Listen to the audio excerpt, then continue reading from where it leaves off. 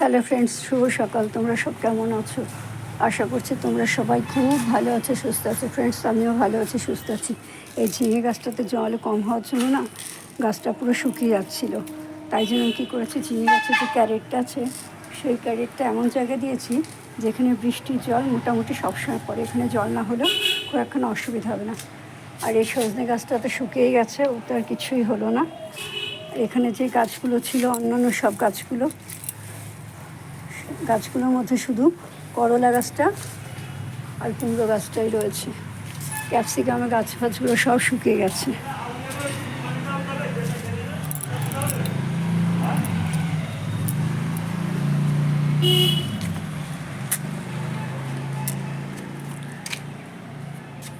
আর এই দেখো, একটা মাত্র ঝিঙে হয়েছে, ঝিঙেটা এইটুকুনি হচ্ছে, তাও শক্ত হয়ে গেছে, ওটা পেরে ফেলতে হবে। আর এই বীজটা এখনও শক্ত আছে, এটাকে তোলা যাবে কি বলে মনে হয় না, বৃষ্টিতে ভেজে তো এটা, ওই জন্য নরম আছে। এটাকে ছেড়ে একটা অসুবিধা আছে, এটা লাগিয়ে দিলেই হয়ে যাবে। আর এর পাশে সমস্ত গাছগুলো তোমাদের দেখায় একটু। দুদিন হলো আসিনি, কালকে সকালে এসে মাকে রান্না দিয়ে গেছি, বেলাতে আসিনি। দেখো আমার কাঁকড়ার গাছটা কী অবস্থা, তার মধ্যে আবার দুটো ডাল শুকিয়ে গেছে, কেন হচ্ছে কে জানে। আর ওদের গাছে সমস্ত বাতাবি লেবু পেড়ে ফেলছে মোটামুটি। আমি ওকে বললাম যে গাছের বাতাবি লেবুগুলো রাস্তা পড়ে পড়ে ফেটে আছে, আমাকে একটা কালকে দিয়েছে, কাল না পরশু দিন এসলাম, আমাকে একটা দিয়েছে। আর বলছে, কেয়ারি সবার আগে তোমাকে দিলাম। হচ্ছে কেন বলে, তুমি সবসময় ফোন করে করে আমাকে জানাও, সেই জন্য। আর এই দেখো, ওদের বাগান টাগান সব পরিষ্কার করা হয়ে গেছে। আর এখানে হলুদ গাছগুলো মোটামুটি ভালোই হয়েছে, ঢ্যাঁড়স গাছটাও মোটামুটি বড় হয়েছে, কিন্তু এখন আর ঢ্যাঁড়স নেই, একটা দুটো করে ফুটছে ফুল। আর কোনোটা থাকছে, কোনোটা এই দেখো, এইটাও থাকবে না, এটা পরাগায়ন করা হয়নি, এটাও থাকবে না। এটা দেখো, এটাও নষ্ট হয়ে যাবে। রাত্রিবেলা এসে পরাগায়ন করা সম্ভব? নিজেই তো চোখে দেখতে পাই না। আর এই দেখো, এই যে বড় বড় করলাগুলো হচ্ছে, এই করলাগুলো এখন আমি ছিঁড়ে নেব। যদি না ছিঁড়ে নিই তাহলে কী হবে, এই দেখো এরকম শুকিয়ে শুকিয়ে সব পচে পচে যাচ্ছে। আমার ওই বাড়িতেও তাই হচ্ছে, দেখো পোকা ধরে গেছে, পোকা ধরে গেছে। যাই হোক, একটা হোক দুটো হোক, যাই হোক তুলে নেব। এরকম এখানে পোকা ধরে গেছে, এগুলো মনে হয় ছিদ্রকারী পোকা ফুটো করে দিচ্ছে, আর সেই কারণ হচ্ছে। আর এই দেখো নিচে এই ইঁদুর আমার সমস্ত গাছের পাতা ফাতা খেয়ে করছে। নিচেই দেখো একখানা ইঁদুর মরে পড়ে আছে। আমি হঠাৎ দেখি পায়ের মধ্যে কী লাগলো, তাকিয়ে দেখি যে ইঁদুরটা। যাকে ফেলে দেবো, যাওয়ার সময় ফেলে দেবো। এরকম মূলো গাছে মূলো যতটুকু হয়েছে তার থেকে বেশি মূলো গাছে ফুল হয়েছে। মূলো যা হয়েছে তার থেকে ফুল বেশি হয়েছে। আর এই ঢ্যাঁড়সটা এখানে রাখি, এখানে রাখলে চোখে পড়বে। এখন আর আপাতত কোনো শিম টিম কিছু নেই।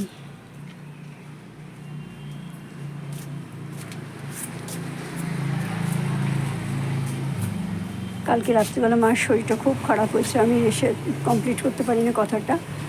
আমি সকালে না দুপুরে এসে মাকে রান্না দিয়ে গেছি, তখনও মা কিছু বলেনি যে মার শরীর খারাপ। রাত্রিবেলা এবার মার খাওয়া যাওয়ার পর মাকে ফোন করেছি, ফোন করার পর দাদা বললো মা শুয়ে পড়েছে। আমি এত তাড়াতাড়ি শুয়ে পড়েছে? এখন তো 11টা বাজেনি, মা তো 11টার আগে খায় না। বলছে না, মার শরীরটা ভালো। আনছে কী হয়েছে? শরীরটা কীরকম যেন একটু দুর্বল দুর্বল লাগছে। আর আমার হয়ে গেছে, আর যাই কোথায়। সারাটা রাত একটুও ঘুমাইনি, রাত 2টো অবধি বসে বসে শুধু জব করে গেছি। তারপরে শুয়েছি, তারপরে আস্তে আস্তে ঘুম আসে ভাব, কিন্তু ঘুমটা হয়নি, একটা তন্দ্রাচ্ছন্ন ভাব। 4:53 ঘুম ভেঙে আছে, তারপরে শুয়ে আছি, কারণ শরীরটা দুর্বল লাগছে, ঘুম হয়নি তো, শরীরটা খুব খারাপ লাগছে, অস্থির করছে। তারপরে যেই 5:45 বাজে, সেই 5:45টার সময় বেরিয়ে এসেছি, এসে মাকে দেখিয়েছি।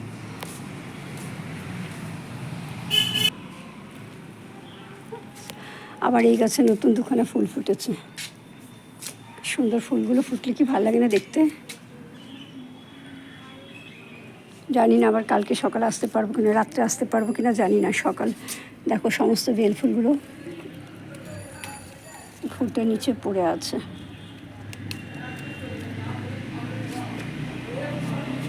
তুলে ফেলে দিতে হয়, তাহলে এখানে আবার নতুন করে ব্রাঞ্চ বেরোয়।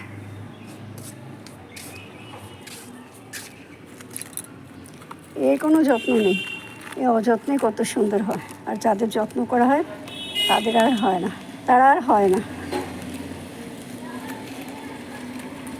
তাই জন্য সকালে এসে রেখে গেছি, এখন আবার আসলাম, রান্না করে নিয়ে এলাম। আবার রাত্রিবেলা এসে দেখে যাব।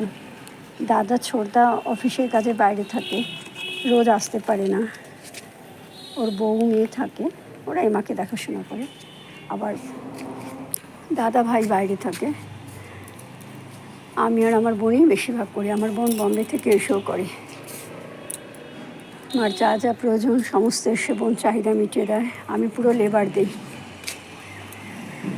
আর আমার বোন পুরো ওখানে মায়ের খরচগুলো সব পাঠায়।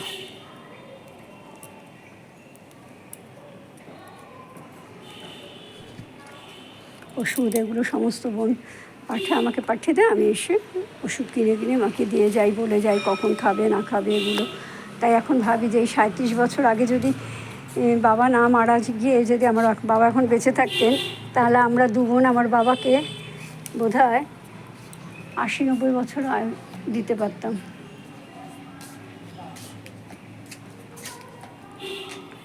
এত বছর হলো বাবা ছাড়া রয়েছি। তাই জন্য তো চাই মাকে একটু ভালো রাখতে, সুস্থ রাখতে।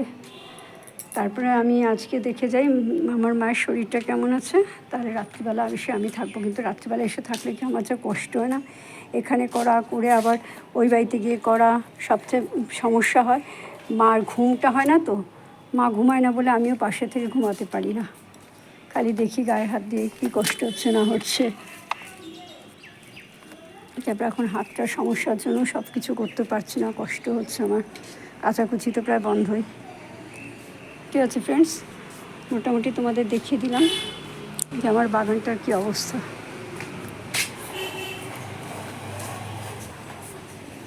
এখন এই করলা যে দু একটা আছে তুলে ফেলি, আর এইটুকুনি আর ভাগ্যে আসবে না।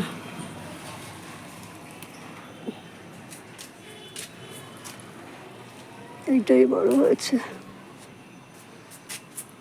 এইটাও নষ্ট হয়ে গেছে।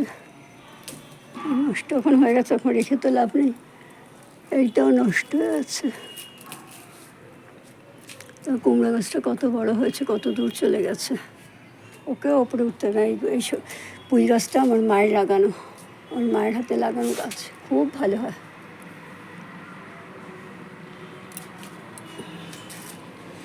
এখন যাওয়ার সময় একটু গাছে জল দিয়ে যাই, কারণ এই সমস্ত গাছগুলো না, যে ভেতর যে গাছগুলো আছে দেখো, সেই সব গাছগুলো জল পায় না। তার ফলে কী হয়, গাছগুলো নষ্ট হয়ে যাবে। এই যে বৃষ্টি হলে পাবে, না হলে পাবে না। তারপরেই দেখো না, জবা ফুলের গাছগুলো কেমন শুকিয়ে গেছে। একটু জল দিয়ে তারপরে বাড়ি যাবো। মেন উদ্দেশ্য হলো মাকে দেখা হয় না। মা গাছগুলো থাকুক, না থাকুক, আমার গাছ নিয়ে কোনো মাথা ব্যথা নেই। তুমি থাকো, তুমি সুস্থ থাকো, তাহলেই হবে। এই ঝিঙেটাকেও তুলে ফেলবো।